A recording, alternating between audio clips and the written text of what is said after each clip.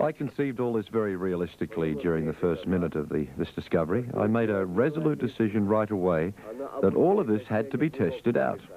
Because if it was so, then what in the world was medicine doing? It was teaching the populations to breathe deeply, and thus is responsible for making them ill.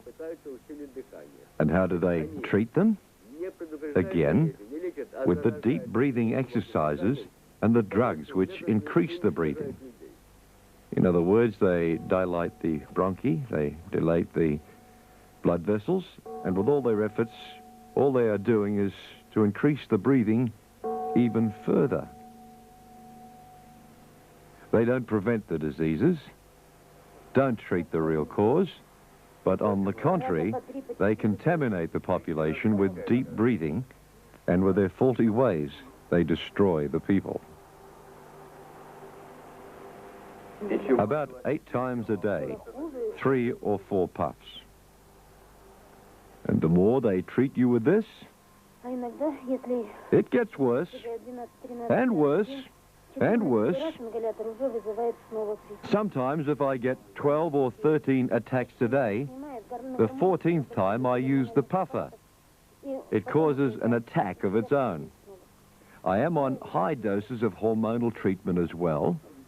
First, the puffer stops my attacks, but then the puffer brings on an attack, and then that attack I cannot stop anymore.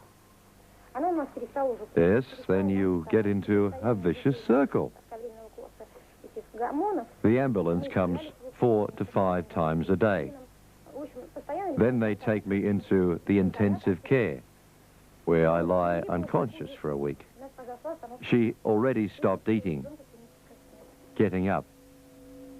It was constant giving of hormones, tablets, inhalers, constantly. But she was getting worse and worse.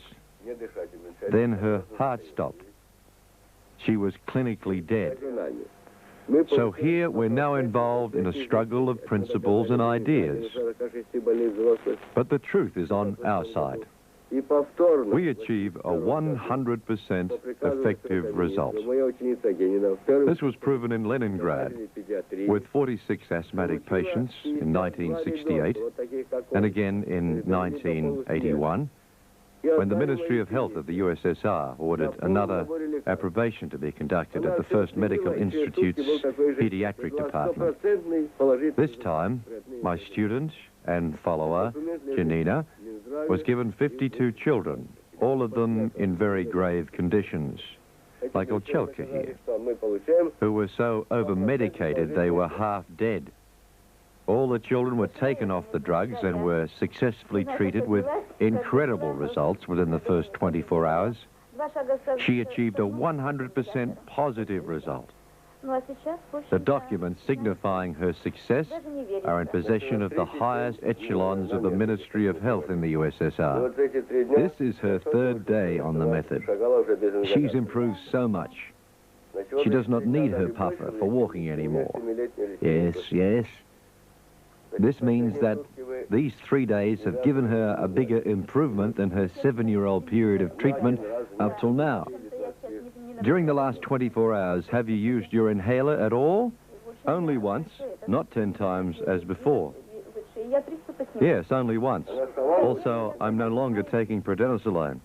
Tell me, how do you stop your attack? How did you feel in the bus today? Terrible. An attack was starting, wasn't it? And what did you do?